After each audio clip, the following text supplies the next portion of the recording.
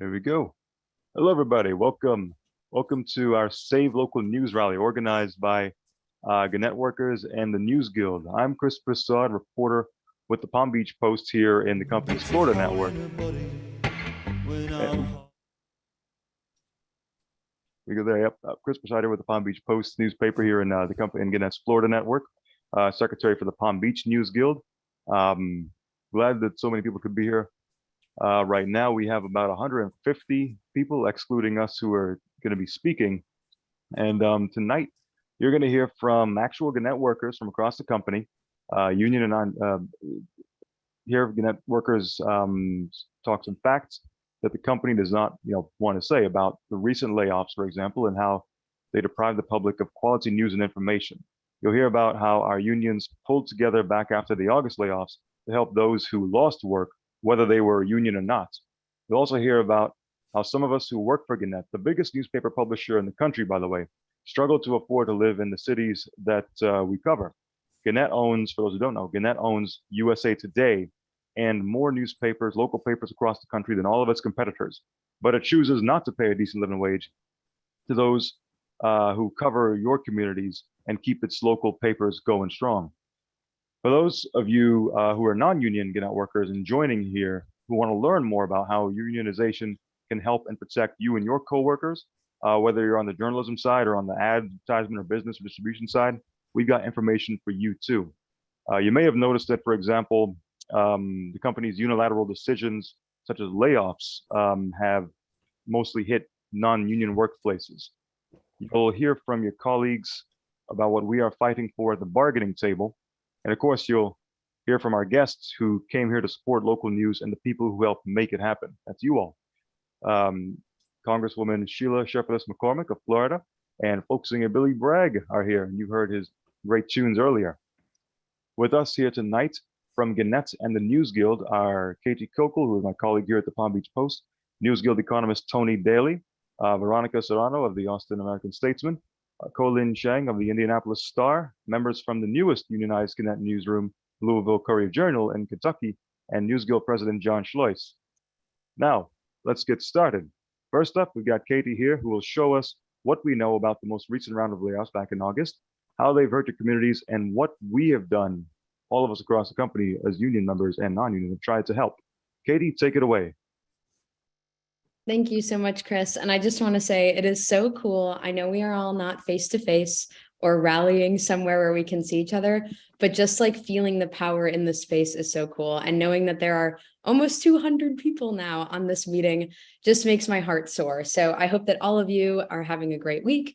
And I hope that the next hour is informative and enlightening, and that we can leave here with a better sense of solidarity. As Chris said, my name's Katie. I'm the reporter. I cover education at the Palm Beach Post in Florida. I helped organize our community aid network in August to help raise money, establish professional networks, and send moral support to all of the people who were laid off by Gannett in August. If you are not familiar, the company laid off 400 of our colleagues and eliminated 400 more open positions in our newsrooms. That number seems like out in the ether huge, but those are 400 jobs that used to help uphold democracy in our communities across the country, and 400 future jobs that were supposed to continue helping uphold democracy that won't get filled. I worked personally with at least 50 of the people who were laid off, and they represented a wide swath of people who made this company better. They were government reporters, they were managers, they were editors, they were news clerks, photojournalists, sports columnists, and education reporters, and they were from all over the country. They were from California, Kansas, New Jersey, Georgia, Texas, and all different size cities. What was hard to hear is that some of the people who were laid off were working for the company for 32 years, and others had just been hired this year. And so it really represented a wide swath of people and a wide swath of experience that was cut from this company. What we know as Gannett journalists is that this company has a legacy of cutting jobs, whether it's copy editors or designers or print teams, editorial folks or reporters. There are dozens of people who volunteered, actually more than 100 people who volunteered to help in the community aid network, and many of them had already been laid off by Gannett. I saw I was laid off by Gannett more commonly than I saw, I'm a former reporter. And if you work in news, you know that everybody's a former reporter. This is really disheartening that this company's legacy is becoming a company that lays people off. In this latest round, at least 2 newsrooms in this country lost their final employee. And people in those communities no longer have an eye toward accountability or someone to help them defend our democracy. If we learned anything from this effort, though, I have to say, it's that journalists support each other, even when the companies that we work for don't. These efforts were really awesome to shepherd, and I feel really lucky to have been a part of this network, but we shouldn't have to mobilize to support our colleagues when they're laid off with no warning and very little recourse. It shouldn't be on us as reporters and news clerks and editors and volunteers to help connect people with housing assistance, to help them research insurance options, and share emergency mental health resources when they're in crisis. Once again, with Gannett, we are cleaning up a mess that we did not make. Since Gannett and Gatehouse merged in 2019, they have cut nearly half of their combined workforce. The company has cut beats in sections in all publications all over the country, from business to sports, real estate, schools, arts and culture, community, arts, obituary, community events. Gannett announced in March that it was discontinuing Saturday print, starting just a couple of days later at more than half of its newspapers nationwide. Does news not happen on Saturdays anymore in half of our communities? As a reporter, it's really hard to look at these decisions and understand how they're serving the public. In June, Gannett cut back significantly on its editorial and opinion copy. And let's not forget that every staff that loses people cuts content, because a smaller staff cannot possibly cover what a staff twice or 3 times its size once did. Gannett seems content to fill this news hole with regional content from other publications, and that reduces the voice of a lot of once proud community papers. We have all been very proud to serve our neighborhoods for generations, and Gannett is making that harder to do. My message in light of having worked on this community aid network and talked to people who love this business and love this job, but now don't know what to do, is that to save local news, we need to be adding positions to newsroom staff, not cutting them. We need people in school board meetings, attending those city council committees, and on the front lines as history is being written in this country. Because when we are not there, that history is more likely to be written in a way where our democracy loses out. No one gets into the journalism business for fame or amazing benefits or adoration from the public or great working hours, but we should be able to trust when we get into this field that we'll be treated like human beings from our company. And in August, that did not happen. We need to work for a company that doesn't dodge questions, doesn't delay contract negotiations, and quietly cut 400 people's jobs overnight. Journalists will always look out for each other, but I feel that we shouldn't always have to. Thank you. Absolutely well said, Katie. And by the way, folks, if you like to, react in the chat there in the Zoom chat, feel free to do so. That's open to anybody who wants to put any emojis, any words of support saying amen, that kind of thing. We are closing in on about 200 participants, excluding us here, of course, and it's pretty damn good. Usually, for those of you who go to what they call the so-called town halls that the Gannett executives put on each month, you probably see, Mike Reed, a CEO, and other executives talking about how, oh, everything's going so great, everything's going so great, until suddenly it's not. You're probably wondering just what the heck is going on. Well, we have here NewsGuild economist Tony Daly, who researches the financial aspects of Gannett, and his job is to pour into these real hard to read documents and find the gems of information. Tony is here to tell us about the other side of Gannett's financials, what you won't see at these so-called town halls put on by Gannett's executives. Tony, take it away. Thank you. Thank you, Chris. I am an economist, and so some of the terms that I use will be a little technical, but I'll try not to get too deep in the weeds. I recently had the opportunity to examine in detail the performance of Gannett, along with 3 other public companies, and do a real deep dive. What I found is that unlike those companies, Gannett has massively cut employees while going into debt and bleeding money. Meanwhile, the company doles out millions of dollars, tens of millions of dollars to its top executives and tries to bribe its shareholders. In this comparison, I looked at revenue trends, profits, employment, debt, print, digital, dividends, buybacks, and executive compensation that federal law requires Gannett, as well as all public companies, to report. Next slide, please. Gannett's shrinkage has been a long time in the making. Since Q1, that's first quarter of 2001, Gannett's revenues have shrunk 30%, quarter by quarter by quarter by quarter. Meanwhile, Lee has gained 46%. The New York Times has gained 39%, and News Corp, owner of the Wall Street Journal, has gained 35%. Next slide. Unlike some of its competitors, Gannett earns less money despite its immense growth in the past decade. Before the Gatehouse-Gannett merger in 2019, in 2013, when Mike Reed first became CEO of Gatehouse, that paper accounted for 0.27% of all revenue made in the news industry. It was a company among many companies in the news industry. As of 2020, 2 years ago, for which we have data, it's 11%. And this is according to the Pew Research Center and the company's own SEC, Securities and Exchange Commission reports. In other words, Gannett earns 1 out of every $9 made in America's news business. Under CEO Mike Reed, it's the biggest news company in the United States. Next slide. Here you are looking at a comparison of, again, a technical term, EBITDA, earnings before interest, taxation, depreciation, and amortization. Earnings before interest, taxation, depreciation, and amortization. It's a standard performance measure of all companies, not just the news industry. And I looked at changes since the quarter ending in March of 2017. To attain size, Gannett and Gatehouse before it pursued what I would call a hedge fund strategy to buying companies. Get bigger to control the market. As I said, Gannett is now 11% of the entire news market in the United States. And the company pledged the debt doing so. Profits were less important than market strength. Now, remember, I mentioned a hedge fund approach. Until 2021, it was managed by a hedge fund, Fortress Investment Group. And that hedge fund could extract fees and then sell down the road. And that's exactly what they did.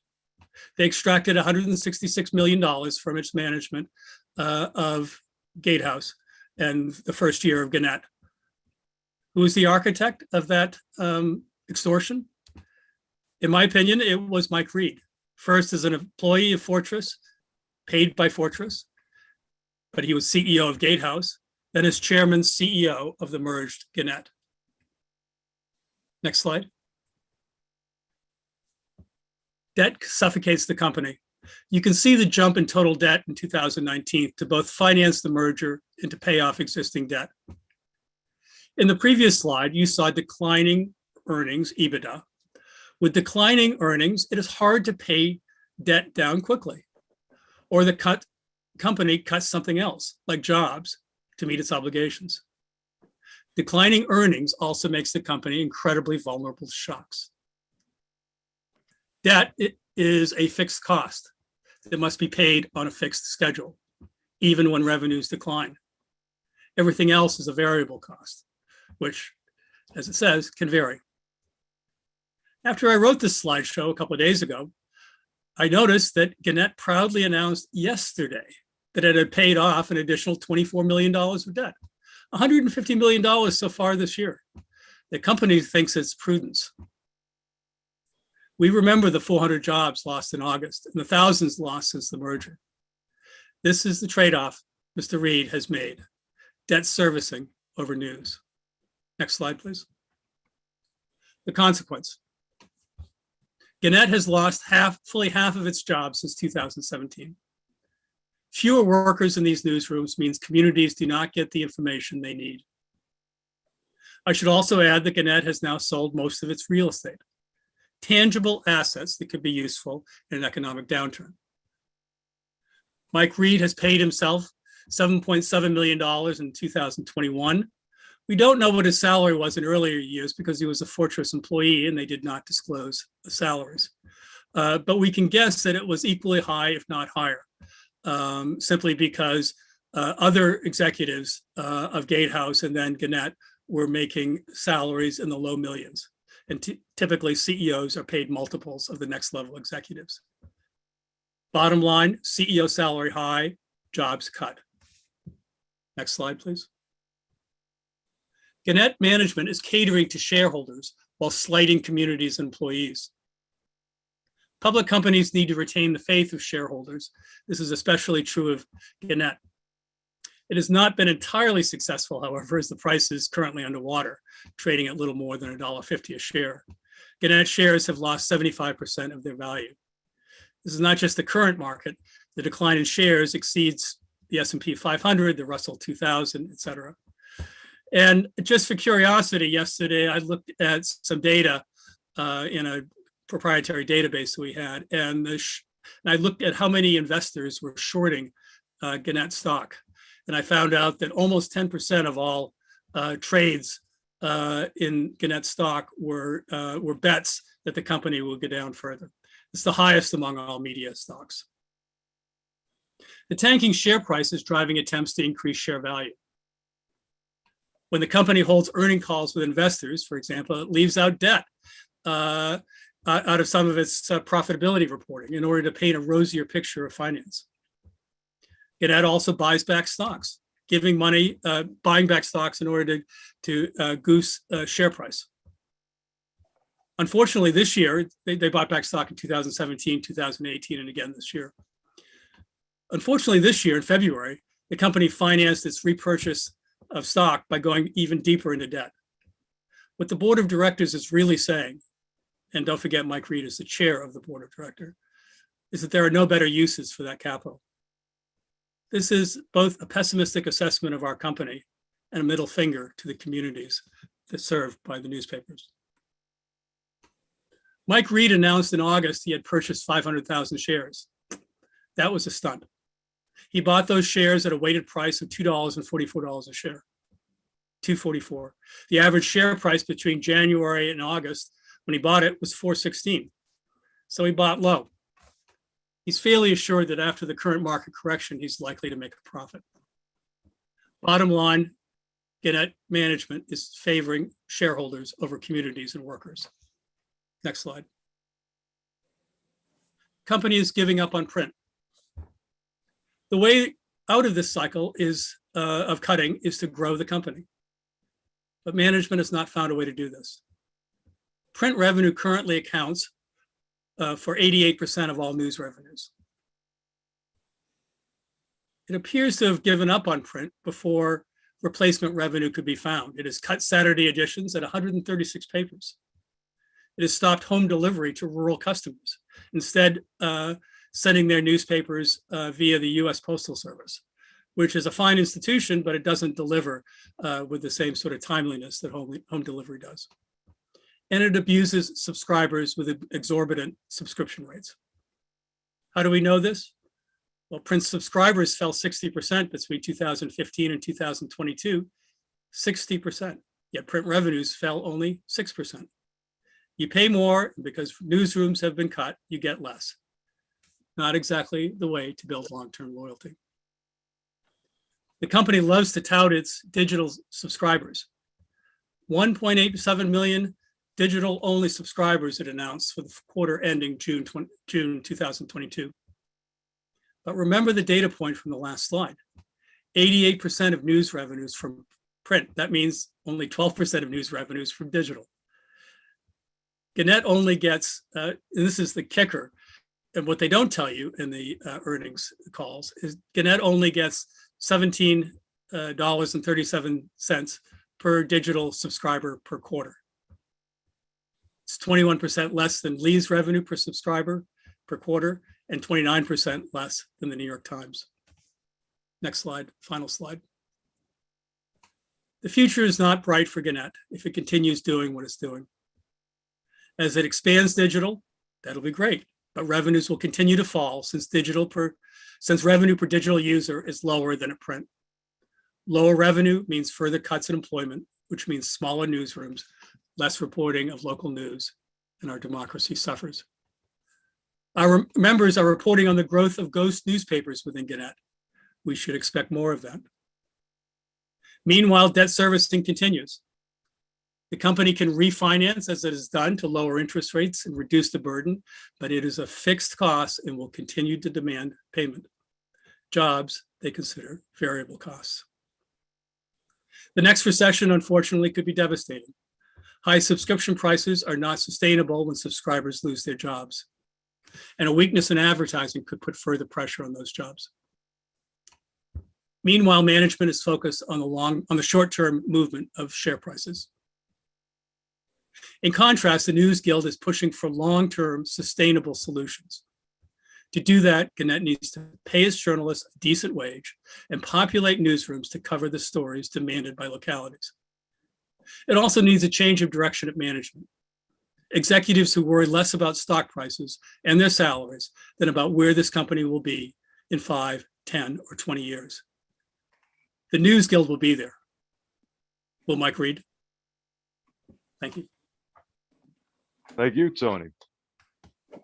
Quick show, in the chat there, if you have, like, this is the first time you're hearing about any of this kind of information, after town hall after town hall, month after month, feel free to share it in the chat, because up until just a few days ago myself, I did not know a lot of this stuff. Like, for example, that we cut jobs by half in the past 5 years. That is way fewer people who can cover our local communities. Speaking of which, we have from the award-winning Indianapolis Star, an award-winning housing reporter for the Pulitzer Prize-winning Indy Star reporter Colin Zheng, to talk about life inside Gannett, what it's like trying to afford to live in the communities that we are supposed to cover. Take it away. Hi, everyone. Thanks so much for joining us today. My name is Colin, and I'm a member of the Indianapolis News Guild, which represents journalists at the Indianapolis Star. We've been renegotiating our expired contract for 2 years now. Some of what we're asking for is an updated minimum pay scale and regular cost of living raises, and it's been at least a decade since we've had one. Better pay is crucial to journalists being able to live in our city and do our best work for our city, and that's just not what's happening right now.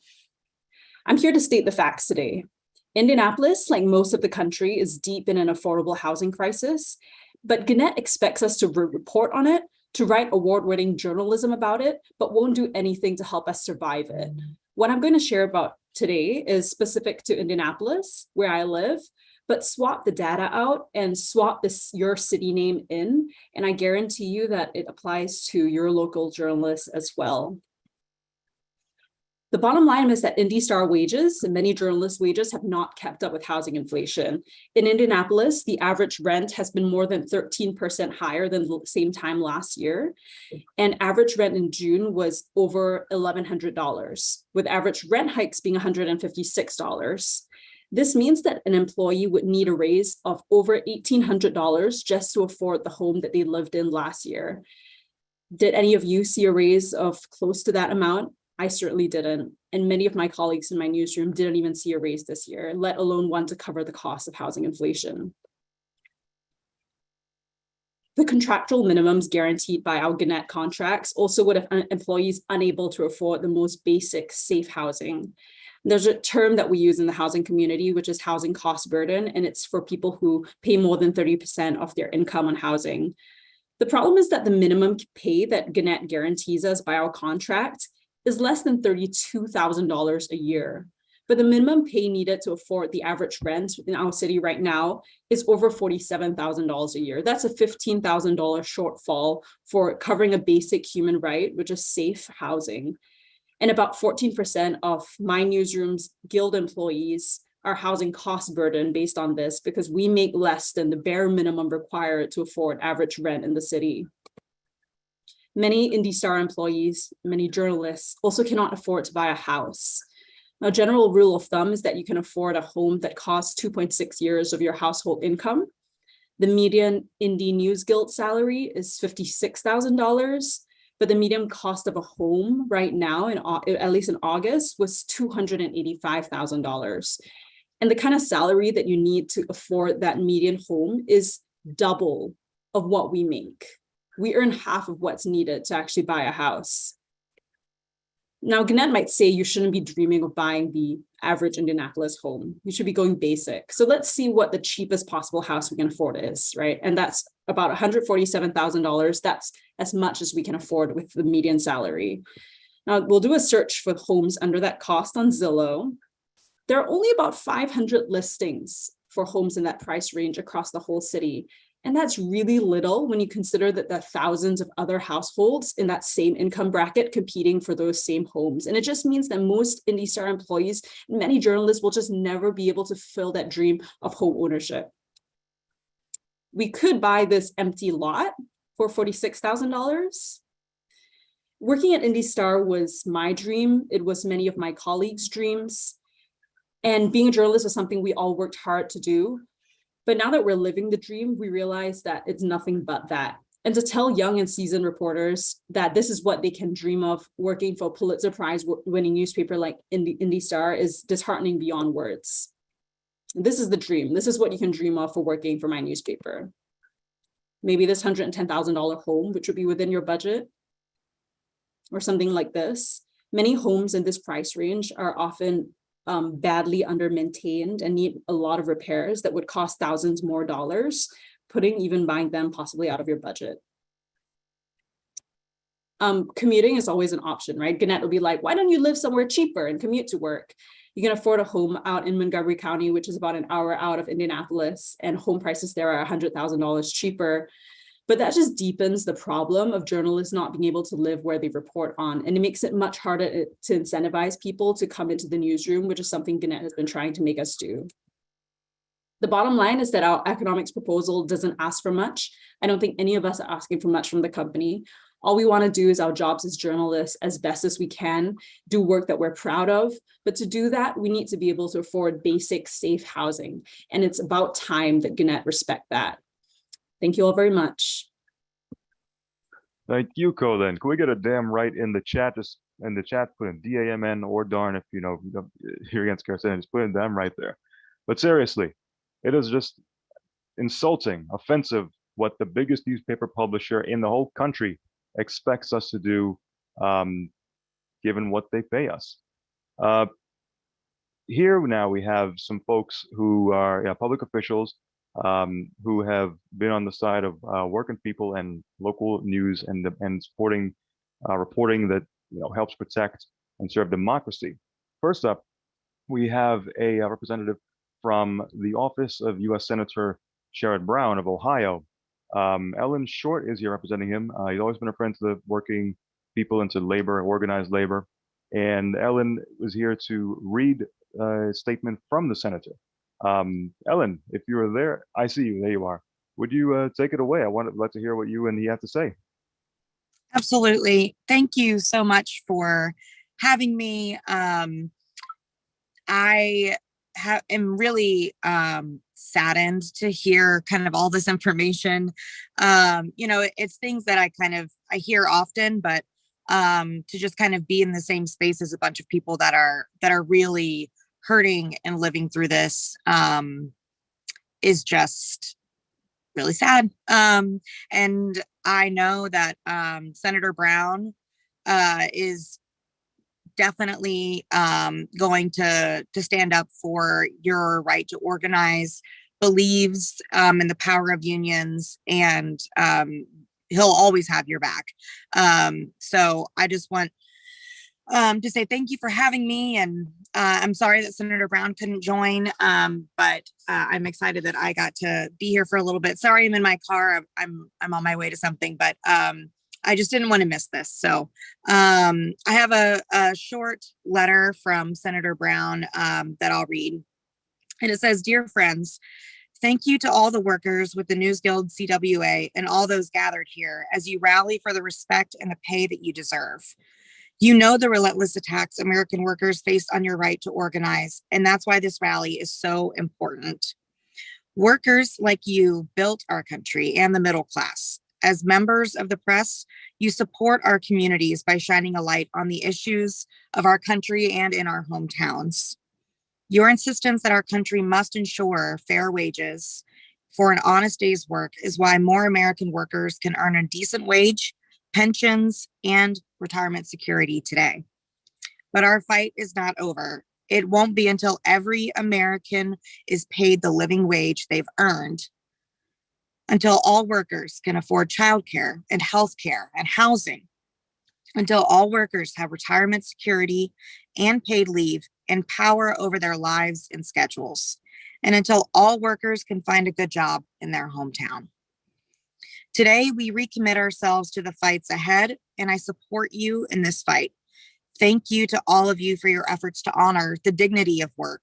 Together, we will continue our work to ensure all Americans' hard work pays off. In solidarity, United States Senator Sherrod Brown. Thank you. Hell yeah.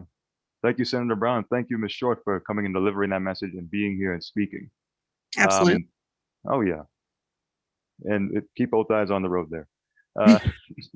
But seriously, we also have from, I would argue, the best part of this whole country, South Florida, no bias here, Congresswoman Sheila Cherfilus-McCormick. Welcome and thank you for being here. Good evening, everyone, and thank you so much for hosting this. Thank you so much, CWA, for standing up for the people. But most importantly, this is a moment when we're suffering from such high inflation rates, and it's really hard to live right now, especially with housing. And we can't sit by the sidelines and allow big corporations to treat hardworking people who've always stood by the company like this. This is a dignity issue. This is a respect issue, and we have to make sure that every American can live with dignity and respect, and that we're putting people over profit. And that requires us holding them to account and holding their feet to the fire, making sure that they're doing the right things. The things I heard tonight were just, I was so unaware of it, and it was astonishing. So I'm so happy I got on early just to really understand what was going on. And no matter what it takes, I am your champion. And I thank the CWA for standing up for so many people who got on this call tonight at 7:30 because they know that their families are suffering. We have hardworking Americans who actually take on the huge responsibility to tell the truth, to tell the democratic story, and to inform everyone about what's going on in our country. And because you do that service for us, we have a duty in turn to protect you guys and also your workforce. And so that's what we're here to do, is to continue to support the CWA and whatever I can do to make sure that they are protected, everyone is protected, that is my job. And so I stand with you in solidarity, ready to champion the issues and make sure that everyone can work with dignity, retire with dignity, and actually survive and have a living wage. Thank you so much. Glad to have you, Congresswoman. We also have here, you were probably, those of you who came on a bit earlier, heard some of the music that was playing in the background. That came from our next guest speaker, folk singer Billy Bragg. Mr. Bragg, let's hear what you would like to say. If you have the guitar and want to play, feel free to do that too. I'm afraid I don't have my guitar. It's my night off tonight, and the guitar's up at the gig, so I won't be able to play you anything. But I will be able to say that when I come to the United States of America, when I announce a tour, I usually get friends get in touch, journalists get in touch, people with podcasts. A lot of people with podcasts get in touch with me. But this trip, very interestingly, a number, I'd say, over half a dozen young people as well got in touch who are organising labour unions in different parts of the United States of America, asking me to pop in and play a song for them on a picket line or take part in some of this, the sort of event of tonight. And I really want to thank News Guild for allowing me to say a few words on that level, because I think it's really important that people understand the importance of organising in the workplace. I mean, this is something that's also happening in my country. There seems to be an understanding that somehow has come to the surface during the pandemic. People have realised that there is a common good, that we need to work together rather than just leave everything to laissez-faire or leave everything to individuals to act. And that, I find that really, really encouraging. Particularly, as I said, it is very often at the moment young people getting in touch with me. This is really, really important in journalism as well, though, because at the moment, free speech is being used as a cudgel to attack progressive politics by people who believe that free speech is the right to say whatever you want to say, whenever you want to say it, to whoever you want to say it to, with absolutely no consequence. That's not free speech at all. That's really Donald Trump's Twitter feed, isn't it? And we know where that leads. It's absolutely crucial that we have people out there seeking to hold the powerful to account, whether they're in politics, whether they're in finance, whether in the corporate world. And the press has always played an absolutely crucial role in that. And I would argue that we're not really free unless we have liberty, equality, and accountability. That's the problem I think that we're facing around the world as bastions of democracy find themselves under attack from authoritarianism, from strong men, and in some places like Italy, women as well, who want to avoid any kind of accountability. And that's a very, very dangerous situation to be in, because not all freedoms are positive. There are some freedoms that are negative. One of those is being able to act with impunity. And the only way to challenge that is to make sure that you have good reporting, make sure that people are held to account and made to be responsible for their actions. And a free press, an active press, and a local press is absolutely crucial to that. And also, I think it plays an important role, the press, in what we might call the war on empathy that's currently going on around the world, from anyone who expresses any compassion for anyone outside their perceived group is immediately dismissed as being, virtue signaling or politically correct or woke, whatever that means. I'm not really sure what that means. But that idea that people can come together, can work together, can achieve things together is absolutely crucial to the struggle that you're involved in, that we're all involved in during this cost of living crisis. And I think that is why the reactionaries, the status quo, are afraid of any hint, any sense or source of empathy. I think it's because they understand that if you mix empathy with activism, you get solidarity. And that's how you get change, by people working together for the common good. So thanks very much for allowing me to come and speak to you tonight. I sense there is a growing solidarity out there. People are understanding that they need to defend one another to get through this crisis we're in. And it seems to me, certainly in my country, the public opinion is with Labour unions for the first time in my lifetime. The Labour unions have broad support. So I'm hoping that there's fair wind in your sails, and absolutely crucial for those of you who work in the press and in the local press, that you can ensure that these people are held to account. You people are able to hold on to your jobs, and you understand that there is power in a union. Thank you very much for inviting me to talk to you all tonight. Thank you so much, sir. I know which tunes I'll be listening to as I go off to sleep tonight. But seriously, thank you for coming. And have a fun tour. Fun fact, by the way, people. When I believe one of our papers up in the New York, Jersey area wrote about Billy Bragg's latest tour, and how you'd mentioned unions making a comeback and going on strong once again. I believe our editors or somebody higher up changed. Supposedly it had the headline to edit it to sort of downplay that part of it, but just shows you how much Gannett truly does fear all of us coming together. Those of us who are union and non-union, to stand up for what we need. We have also here from the great state of New York, almost as great as Florida, New York State Senator James Skoufis, a friend of Labor, and Mr. Skoufis, or his representative, I believe, is here and would like to. I'm here. Oh, there you are. You're the man Yep. himself. Okay, Hey there. The Zoom didn't come up there until I saw you. Yeah. You wanted to say some things, and we want to hear. Yeah, happy to say a few words. Whoever put me right after Mr. Bragg, shame on you. That's unfair. But I am happy to be here. You're higher up the bill, James. You're higher up the bill, mate. You're the headliner. Thanks, Billy. I represent part of the Hudson Valley here in New York, just north of New York City. I'm in Orange County, of about 400,000 people. I represent about a little over 300,000 of them. And I started 10 years ago. I'm pretty young, all things. I started very young. I started 10 years ago in the State House, and the Times Herald Record, before it was bought by Gannett, was, like many other local and regional papers, a thriving news source. It had dozens and dozens of reporters, many investigative journalists, a whole host of folks who are not there now. In fact, right now, I'd say there are about, I think maybe 3 or 4 reporters left standing, only one of which is longstanding. He does a fantastic job, but there's basically one guy left from the old days of when I started just 10 years ago. When Gannett bought Times Held Record 4 or 5 years ago, they told, he's a friend of mine, a personal friend, one of the higher ups at the paper, first day, you've got to fire a dozen people. Instead of firing a dozen people, he quit. They still fired those people, but he wouldn't do it.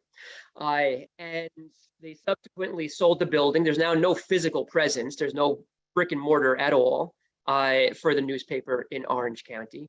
They slashed, like I said, almost everybody who was there. They've since gotten rid of Saturday papers, now a 6-day-a-week newspaper, not even a daily newspaper anymore. 10 years ago, I'd flip through the paper. Every single page was local news. Every single page were stories written by reporters at the Times Held Record. Now, you open the paper, and I'd say about 90% of it is AP stories, wire stories, not locally sourced. And this is what, I don't need to tell all of you, this is what's happening all over the country. This is what's happening all over Gannett.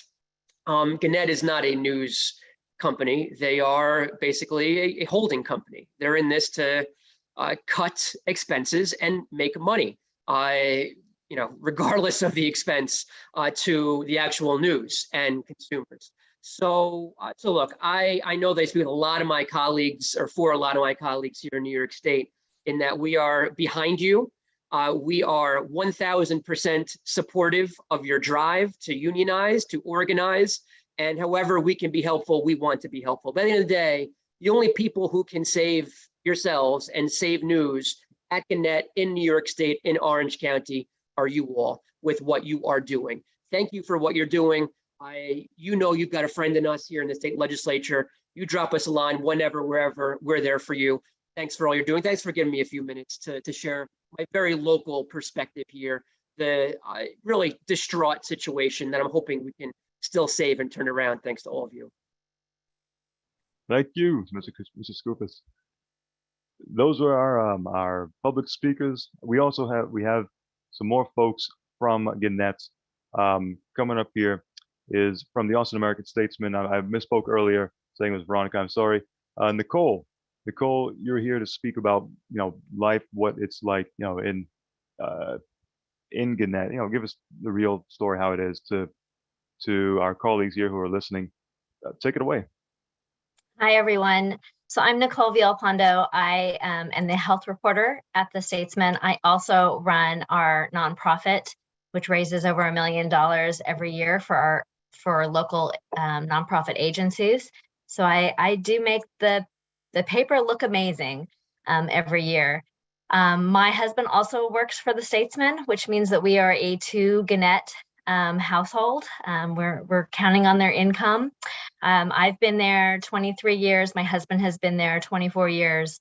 We also have been at 4 other papers in our career. And what has happened to us is that we basically are making the same wages we made in 2009, 2010. The first thing that happened is we were all moved to salary positions, which meant that I work hundreds of hours of unpaid overtime each year.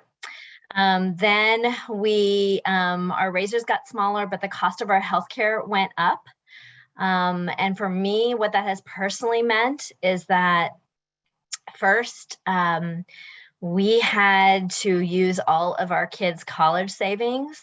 We then had to use all of, we maxed out credit cards. We refinanced our house. We put a home equity line of credit on our house. We then refinanced our house again. I got a second job, and all because I have a kid who has a regular chronic illness that has a very expensive medication to it. But I am willing to do that because I need her to be able to walk and to be healthy. When we went from Cox to Gatehouse, our wage structure went away. So we had no ability to get a raise unless we begged our editor, and it was just up to his whim. We had no regular bonuses because we used to get bonuses. We have lots of people who are making unequal pay. Like you can have the same people doing the same job with basically the same tenor, and there could be a $20,000 difference. We have been asking for fair wages. We have been asking for a wage structure where we would get cost of living adjustments every year, and we've asked them to hold the line on our healthcare costs so that when we actually get a raise, it actually equals a raise. I'd love working for my paper. I really do. And I work very, very hard for the Statesman, but I look around me and most of the colleagues that I worked with are gone. And it's not because we've actually had layoffs. Most of them are gone because they know they can't afford to work for the newspaper anymore. So all of the knowledge base is leaving the building to work for somewhere else, which even more concerning as we have done some really great hiring in the last 2 years. And many of them are all gone because they couldn't even make it a year because they couldn't afford the rent in Austin, which is very, very expensive. So I want to read 3 people who have left the building. I want to read about why they left. One said, "It was hard for me to pay my bills on my own living in Austin, and I often had to rely on help from my parents to cover unexpected expenses. I didn't have any disposable income to spend on things for myself, much less taking trips or saving for a down payment on a house. I just couldn't compromise those things to stay, even though being a reporter was my dream and it is still my passion." Another one said, "After only 9 months, I had to do something to afford to live and work in Austin. I was making $56,000 at the time I left the Statesman in Gannett, which you all know after my taxes was about $46,000 a year. My rent was already $1,400 and about to go up, which was most of my paycheck, leaving me with very little left over a month. I could not afford to have a life. It impacted my work and my mental health." And one more. She says, "Living on $44,000 in Austin with student loans was difficult. I was barely scraping by. I quickly racked up credit card debt on basic necessities like gas and food. Although I was living with a roommate and pinching my pennies, I found myself routinely relying on my parents to make it through. All the while, I was working diligently for the paper, often putting in more than 40 hours a week." So being unpaid for the hours that she worked. We have got to do something because there's not going to be any of us who can afford to stay and be able to cover the news that people count on. You know, when there's politicians, which the state of Texas is really good at, that are running amok, you need your local newspaper to tell you that. You need your local newspaper to tell you if funds are being misused. So I am begging Gannett, begging them to put in dignity. I love the word dignity because that's what it is. I should not have to choose between my child's medication and my being able to send her to college, but that is the choice I've had to make. And it is an awful choice as a parent. Thank you for listening to me. Thank you, Nicole. That took a lot of guts to say all that and be so personal. Real quick, a couple of people in the chat have asked, what could those of you who are non-union and are here anonymously, understandably, wanted to learn about what we could do to, unionize yourselves. Not. We will be having more information on that a bit later. Stay tuned. Coming up next from Arizona, fellow Greg Moore here from the Arizona Republic, arguably the biggest guild in Gannett. And I'm looking forward to hearing what you've had to say there, Mr. Moore. Take it away. Listen, thank you. Thank everybody for being on here.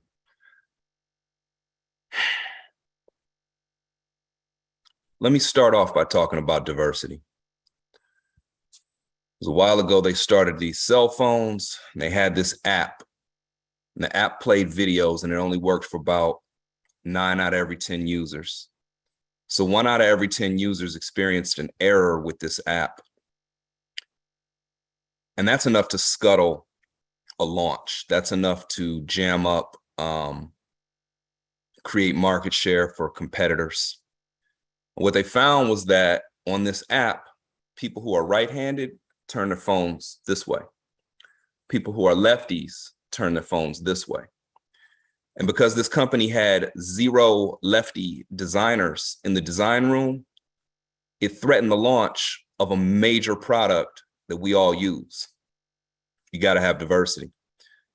There was a singer who was pretty good. She's going to be performing at the Super Bowl here in Phoenix. She's all right. She's a billionaire, though, because when she went to the store and tried to get some makeup for herself and her family members, she realized that they didn't have all the appropriate shades, because women of color don't come in just one color. So she started her own company. And because mainstream industry didn't want to create makeup shades, foundations that were appropriate for women of color, she had a built-in market. And she's so rich now that she doesn't have to sing again if she doesn't want to. Diversity matters.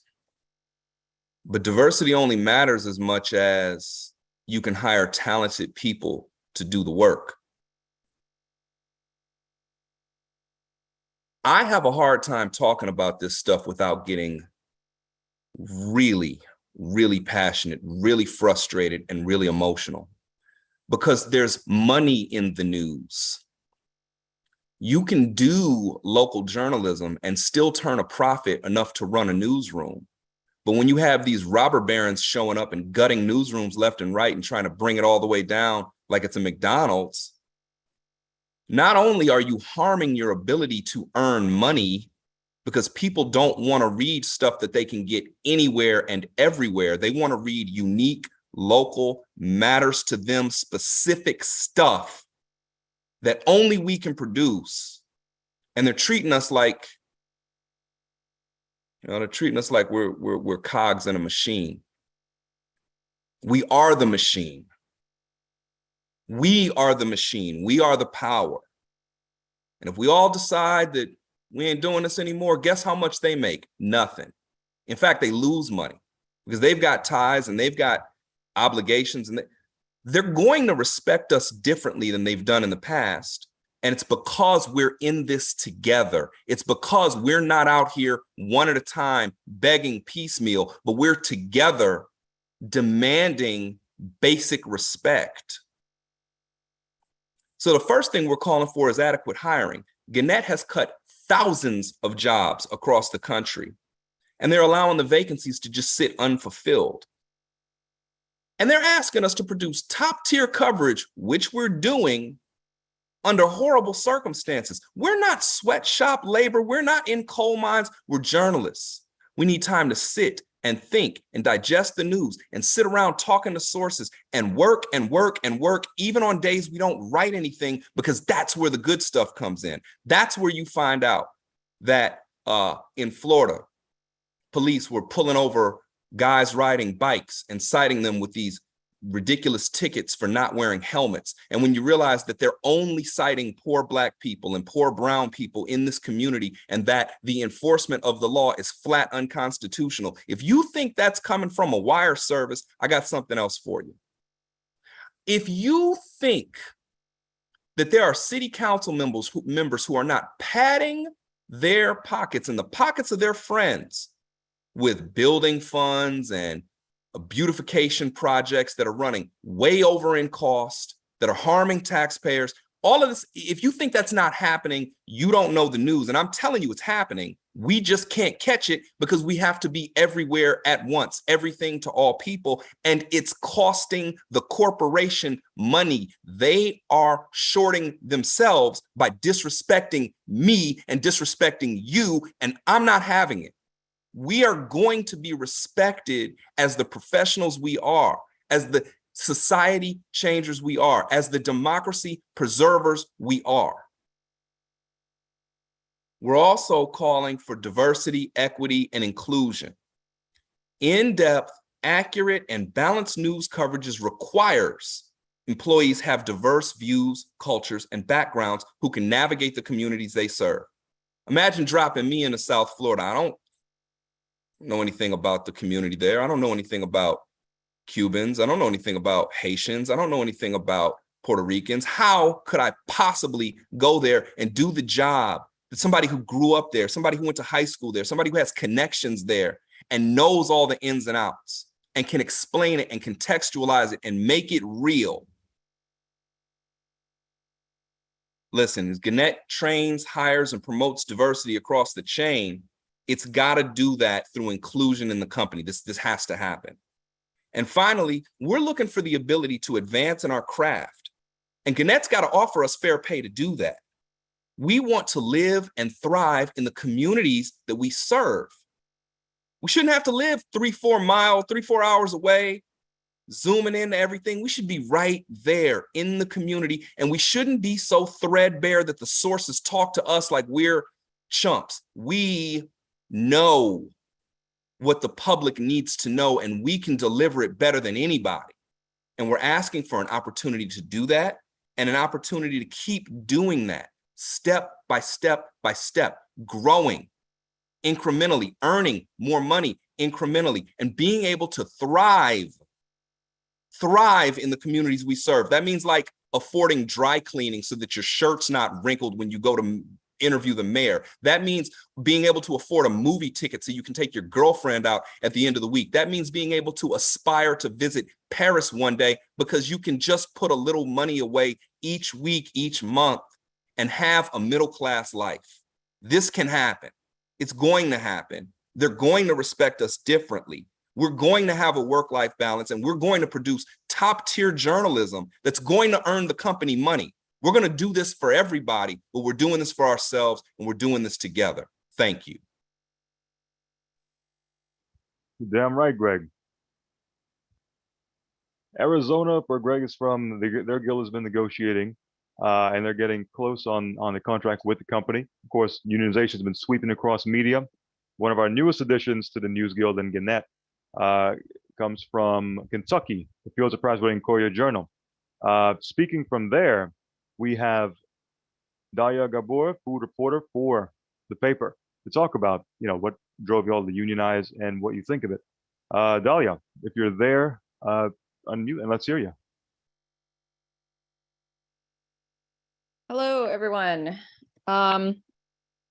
I don't know that I'm going to be as great of a speaker as those last two, because that was amazing. My name is Dalia Gabor. I'm the food reporter from the Courier-Journal in Louisville, Kentucky, where Muhammad Ali is from. So we used him as our inspiration for our logo.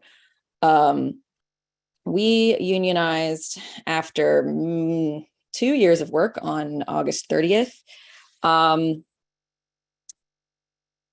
Because we are tired of finding things out about our own workplace via push alert. It keeps happening. It's how we found out about the Gannett and Gatehouse merger. No one told us. It's how we found out that our building was sold. No one told us. It's how we found out that we were getting layoffs. No one told us. We are tired of being disrespected as people and as journalists. We had some management just straight up lying to us about who owned our parking lot. Doesn't sound that important when you put everything in perspective, but they were saying that the city owned the lot and that's why we had to pay to park at our own workplace. Well, we're journalists, so we found out via public records that that is not the case. We decided we had had enough. That's part of what sparked us to unionize. We are suffering horrendous attrition at this paper. I keep track of it because I am a masochist, apparently. 35 people have quit and left this paper in the last 2 calendar years. It became a rate of 1 every week and a half. Most of the people I was hired with are no longer here because they found better opportunities that pay better or just can't do it anymore. We are very excited for our vote, which is coming up very soon now. We are going to follow the AZ Guild's footsteps and commission a pay study because we know just from talking to people that people are severely underpaid and there is no equity across the board at this place. And that's one of our main demands. We need a system of pay raises that rewards the institutional knowledge here so that those people don't have to leave. if we lose, we cannot afford to lose any more people. Yeah, I'm looking at the chat. I keep track. It's miserable to look at how many people have left. And think, oh wow, we made it a month without someone quitting. That should not be a positive thing. That sounds horrible. You know, we need a system of raises to keep people here. We need to ensure that our salaries are fair and livable. Kentucky has a very low cost of living. It's not hard to like afford a decent life here, but I know several people on my staff who have second jobs. That is unacceptable. It's just unacceptable. I don't know how you can even do a second job as a journalist when you work the crazy amount of hours that we work. They did chat person lay off our sports columnist, who was one of our highest subscription earners at the entire newspaper. You might know his name from covering the Kentucky Derby. This guy was amazing. And when we had layoffs a few months ago, he was the one that was let go. We are also asking that the Courier-Journal drop the paywall on stories that are in the public interest, including those on natural disasters and the pandemic. The state was hit with horrible tornadoes recently that devastated lots of people's lives. COVID, we all know what happened there. There are people that need this copy that are not able to read it. A lot of Kentucky is made of factory workers or people who don't make as much money or don't have as much access to the things that they need. We are their only viewpoint into that world, and we need to still be here. There is no reason that a newspaper this large and with a legacy like ours and 11 Pulitzer Prizes should be suffering this much simply because management and Gannett management do not care enough to do something about it. We are going to come together. We have come together with a super majority of support to demand that they do something about it, because we deserve better, and we know we deserve better. And we know if they put these changes in place, we will be able to stay. I will be able to stay. I don't want to leave this job, but I might have to for my own sanity. And it's breaking my heart. I'm thinking about leaving journalism for the first time in my life. That should not happen. That should not happen to anyone who has the calling to do this work. Yes, I'm actually going to jump in here and remind everyone that it is illegal for anyone to tell you not to discuss your pay, and you should discuss your pay loudly and very as soon as you can, deliberately, especially with your white male coworkers who almost always will make more than people of color or women or both for the same job. I know, because that's what's happening here. It's not embarrassing. It's only embarrassing because you've been taught to think that way by the upper class. Fight it. We are fighting it. We are fighting everything that they say is immovable. We know from other unions in the Guild that these things can change, and we are excited. We are ready to sit down and bargain with them. We are ready to take a stand and take part in making our workplace better, so that we can, like some of the others were saying, produce the journalism that makes them money. They're killing their own newsrooms, and that is why we're doing this. It matters. I don't have to explain to you why it matters. The rest of the speakers did a better job, I think. But we're going to keep fighting. We're going to keep running this, and it will work. Next up for us is the vote, and we may launch another petition online to request fair bargaining. So community members, if you would like to sign that, you can find us at Courier-Journal Guild on Twitter, and support our drive as we move forward. Thank you very much. Dahlia, thank you so much for sharing. And it's always great to hear from new unions and people who are just starting this process. I'm just hopping in with a quick reminder. We are talking about this lineup and all of the things we have learned tonight on Twitter. The hashtag is #AnswerUsGannett. I will put it in the chat. We also have an action network. So if you want to stay up to date on all of the latest with Gannett unions, please sign up. It is in the chat. Our last speaker of the night is NewsGuild President Jon Schleuss, who need no introduction, but I will give him one anyway, just in case there are some non-union folks here. Jon, bring it home for us. Thanks, Katie. I just feel like so amped right now. I just like want to run outside in the middle of the street and just start screaming solidarity over and over and over again. So I'm Jon. I am just like so empowered by hearing about these stories because I did this too. Like I was part of a newsroom and I thought that it was crappy the way that we were being treated. I thought there was no corporate direction. I was really upset about the fact that I had colleagues who are women or people of color who did the same things that I did and were paid less for no other reason because of their gender or the color of their skin. And it's clear there's been a movement that has been built in our industry with thousands of journalists organizing across the entire continent, making our union actually one of the fastest growing unions in North America with 50% growth in just 5 years because everyone's standing up. We're banding together to fight for local news, for our communities. And we're fighting to actually make Gannett better. That's the wild thing here. We're fighting to actually make Gannett better. As journalists and media workers, we have a righteous task in holding power to account and doing a public good.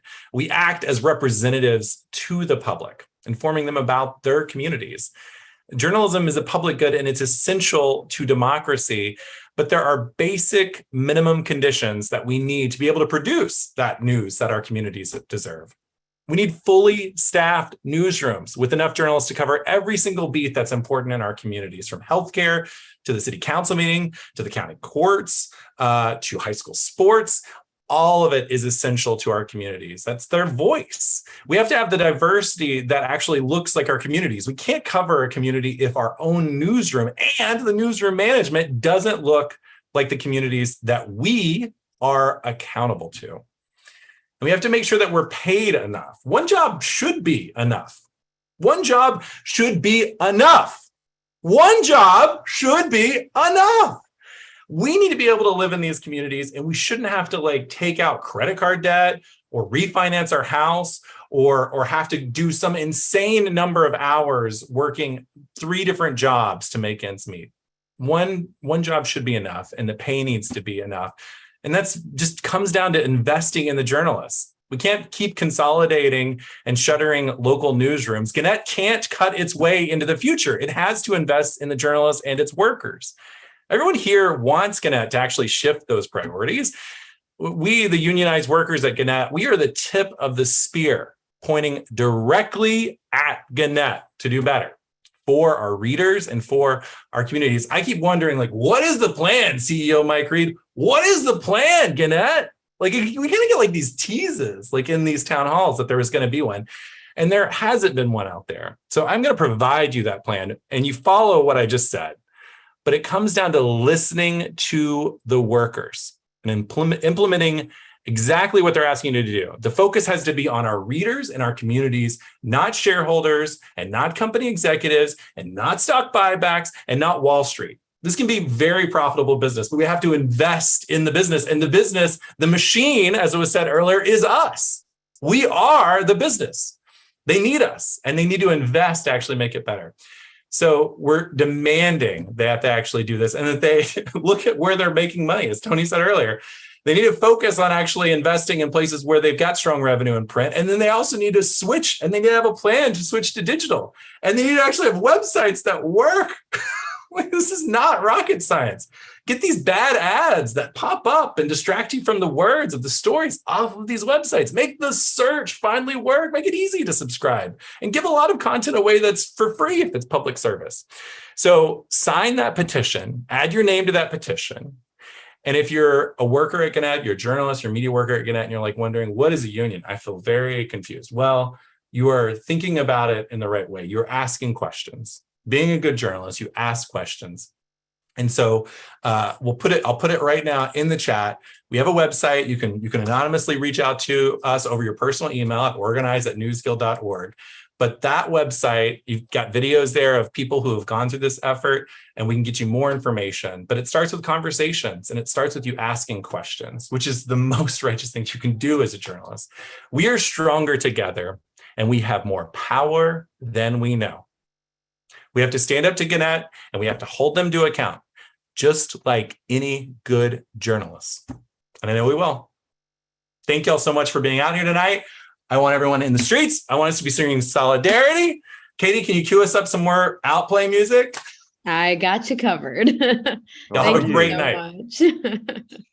Here's a petition again in the chat for folks. And remember, head over to, if you're curious about how you can unionize and protect yourself, your coworkers, organize@newsguild.org is the email address. And also the link there that John shared there. Organize@newsguild.org is the email address. And we'll be sending everybody who we invite, all 15,000 plus Gannett employees, a rundown of this town hall, of this rally, and including the information we presented. So you and your coworkers out there can, even if you couldn't make this event, can still know more and learn more and spread the information. Let's hear some music. Thanks, everybody. Now, if you want higher wages, let me tell you what to do. You got to talk to the workers in the shop with you. You got to build you a union, got to make it strong. But if you all stick together, boys, it won't be long. You get shorter hours, better working conditions, vacations with pay, take a kid to the seashore. It ain't quite this simple. Nothing against Pete Seeger. Nothing against him. But we literally heard him. So I'm gonna change it. With the money from her accident, she bought herself a mobile home, so at least she could get some enjoyment out of being alone. No one could say that she was left up on the shelf, that she and me against the world, kid, she mumbled to herself.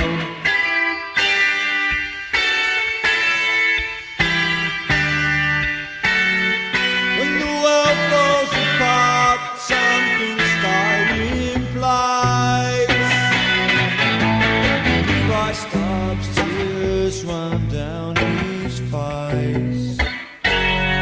She ran away from home in her mother's best coat.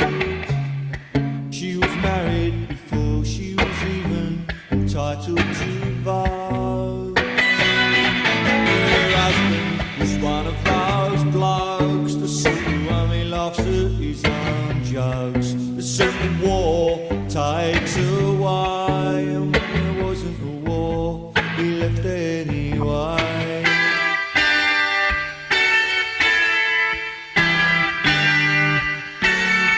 When the world falls apart, something stays in place. Levi Stubbs' tears run down his face. Norman Whitfield and Parrot Strong are here to make right everything that's wrong.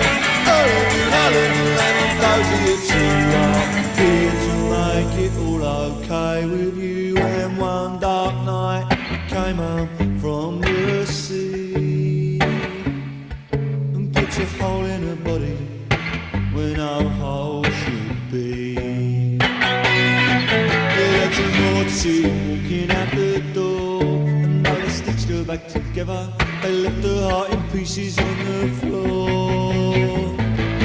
When the world falls apart, something stays in place. She takes off the full tops tape and puts it back in its case. When the world falls apart, something stays in place. Levi Stubbs' tears